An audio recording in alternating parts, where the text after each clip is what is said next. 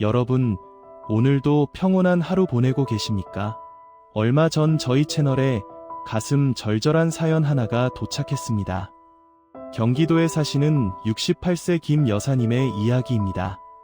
평생 남편 뒷바라지에 자식들 공부시키느라 당신 옷 한 벌 마음 편히 사입지 못하고 사신 분입니다.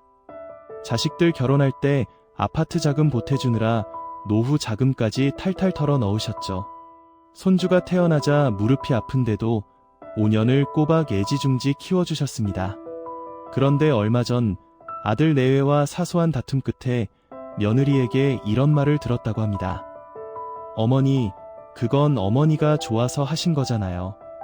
누가 해달라고 했나요? 그 순간 김 여사님은 심장이 내려앉는 기분이었다고 합니다. 내가 무엇을 위해 그 고생을 했던가. 여러분, 혹시 여러분도 이런 희생의 함정에 빠져 계시지는 않습니까? 오늘은 김 여사님의 사연을 통해 왜 우리의 헌신이 배신으로 돌아오는지, 그리고 쇼펜하우어와 니체의 서늘한 통찰을 통해 어떻게 이 굴레에서 벗어날 수 있을지 깊이 있게 나누어 보겠습니다. 김 여사님은 자식들에게 모든 것을 내어주면 나중에 내가 기력이 없을 때 자식들이 든든한 울타리가 되어줄 거라 믿었습니다. 하지만 현실은 냉혹했습니다. 다 퍼준 부모는 자식에게 고마운 존재가 아니라 언제든 부르면 달려오는 사람, 무엇을 요구해도 거절하지 못하는 사람이 되어버린 겁니다.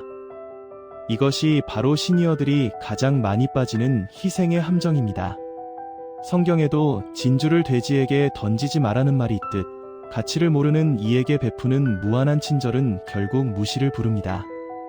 김 여사님이 아픈 무릎을 이끌고 손주를 돌볼 때 자식들은 그것을 어머님의 사랑이 아니라 당연한 역할로 보았습니다.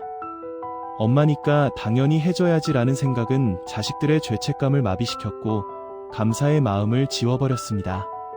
부모의 희생이 너무나 거대하면 자식은 그 무게를 감당하지 못해 오히려 부모를 외면하고 싶어 합니다.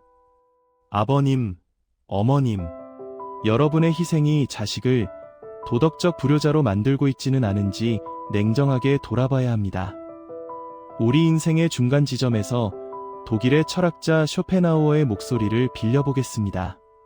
그는 인간관계에 대해 아주 잔인할 정도로 솔직한 말을 남겼습니다. 사람은 타인의 호의를 당연하게 여기는 본성이 있다. 따라서 누군가에게 지나치게 친절을 베푸는 것은 그 사람에게 나를 무시해도 좋다는 허락을 해주는 것과 같다. 김 여사님의 사례가 딱 그랬습니다. 쇼펜하우어의 말처럼 인간은 결핍이 있을 때만 상대의 소중함을 압니다. 모든 것을 다 주는 부모 밑에서 자란 자식은 결핍을 모르기에 부모의 고마움을 깨달을 기회조차 갖지 못합니다. 쇼펜하우어는 상대방이 당신을 필요로 하게 만들어라. 그러나 결코 당신에게서 모든 것을 가져가게 하지는 말라고 조언합니다.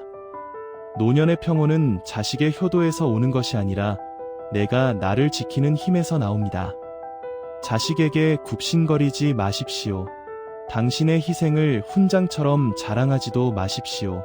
대신 당신의 주머니를 닫고 당신의 시간을 오직 당신 자신을 위해 쓰기 시작하십시오. 그때 비로소 자식들은 당신을 필요한 존재가 아닌 존경해야 할 한 인간으로 대하기 시작할 것입니다. 망치를 든 철학자 니체는 타인을 위해 자신을 지우는 삶을 노예의 도덕이라 비판했습니다. 그는 말합니다. 자신을 사랑할 줄 모르는 자는 타인을 진정으로 사랑할 수 없다. 그저 자신의 공허함을 채우기 위해 타인에게 집착할 뿐이다. 김 여사님이 자식에게 모든 것을 쏟아부은 것은 순수한 사랑이기도 했지만 한편으로는 자식을 통해 자신의 존재 가치를 확인받고 싶었던 보상 심리이기도 했습니다. 하지만 니체는 우리에게 초인, 우버먼스치, 이 되라고 말합니다.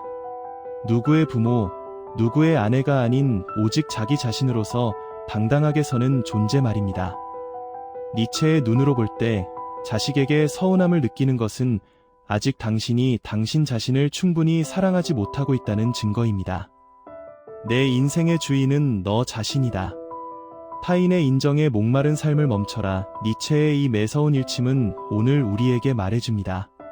자식의 칭찬이나 효도에 기뻐하기보다 오늘 내가 읽은 책 한 권, 내가 마시는 차 한 잔의 고요함에 더 큰 행복을 느껴야 한다고 말이죠.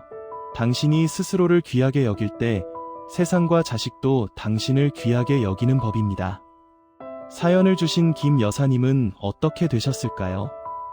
어머님은 큰 결심을 하셨습니다.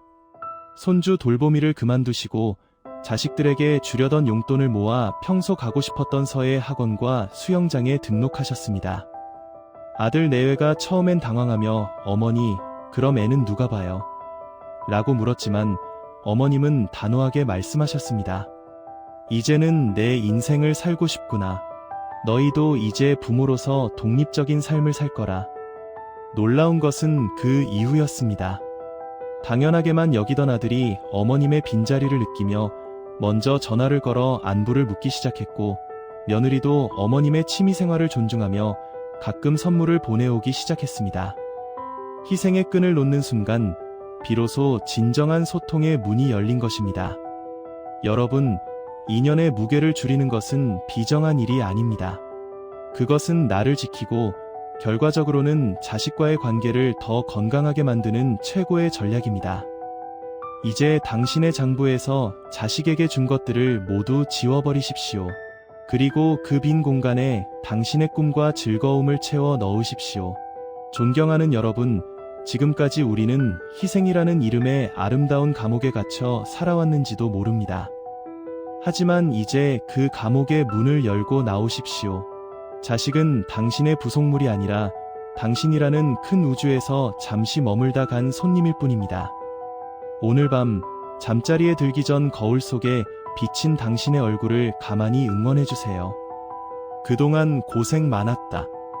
이제는 남을 위한 삶이 아닌 나를 위한 삶을 살자. 이 짧은 한마디가 당신의 남은 인생을 가장 찬란하게 빛내줄 것입니다. 비워야 채워지고 나를 사랑해야 남도 나를 사랑합니다. 지혜의 서재는 당신의 용기 있는 홀로서기를, 그리고 품격 있는 노후를 언제나 응원합니다. 오늘도 당신 자신으로 충만한 향기로운 밤 되십시오. 감사합니다.